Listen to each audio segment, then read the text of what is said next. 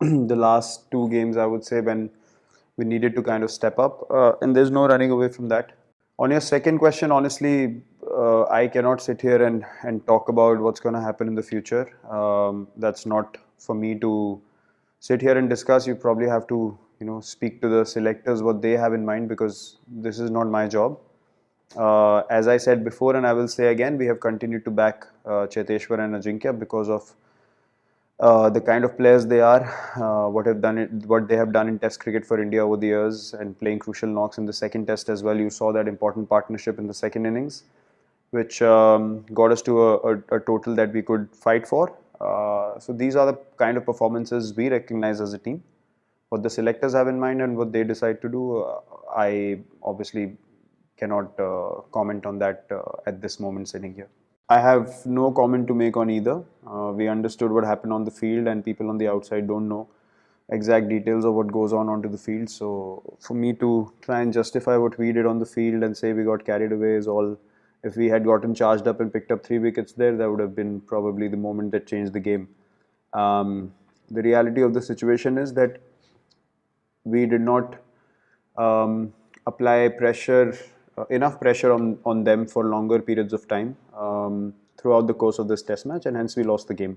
That one moment seems very nice and very exciting to make a controversy out of, which honestly I'm not interested in making a controversy of it at all. It was just a moment that passed and we moved on from it, and we just kept focusing on the game and tried to pick up wickets.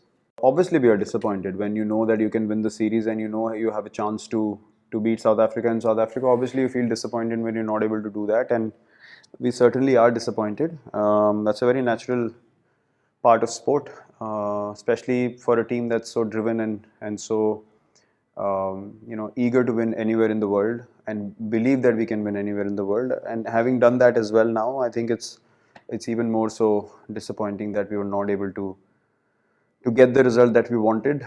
But that's part of sport. I mean, you have to accept it, you have to move on, and you have to try and improve and get better.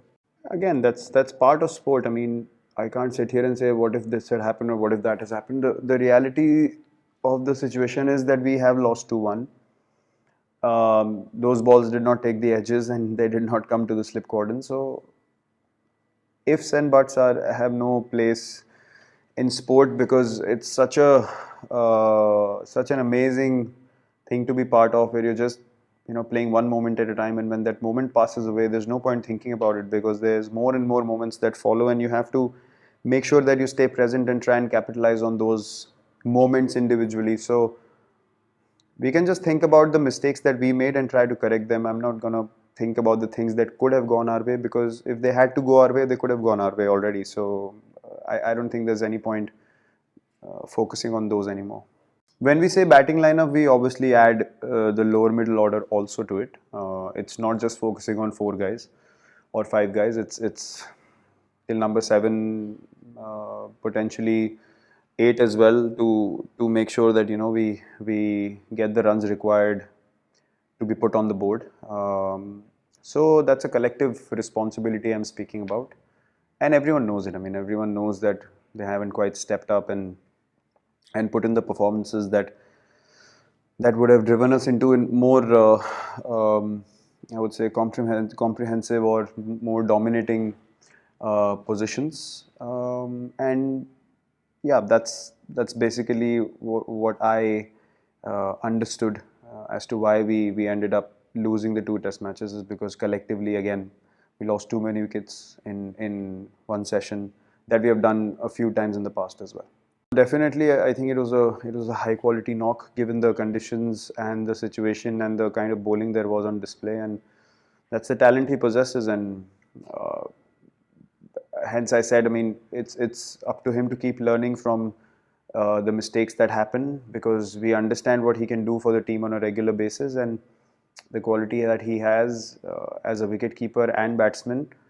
He can surely keep doing this at a regular occurrence for India, and that is only going to help the team to be in match winning situations, because he's a special talent and he can do some special things. So yeah, I mean, tremendous knock, one of the better hundreds that I've seen. Well, I think I can talk from a player's point of view, you're obviously very driven and motivated to perform for any in any match that you play for India. And I can, as an individual, I can definitely say that I'm looking forward to the ODI series, and I'm driven to perform in those ODI games. So I don't think anyone's gonna take whatever happened in this Test match, the second innings more so, and take it into the ODIs. We did not get mauled. Make no mistake, we were competitive throughout. Even the Test match, the two Test matches that we lost, they had to really work hard and earn victories. It's not like we just threw in the towel and gave victories away. So we are quite aware of that. And if we capitalize on those important moments in any format of the game, we have enough quality in our side to keep winning matches consistently.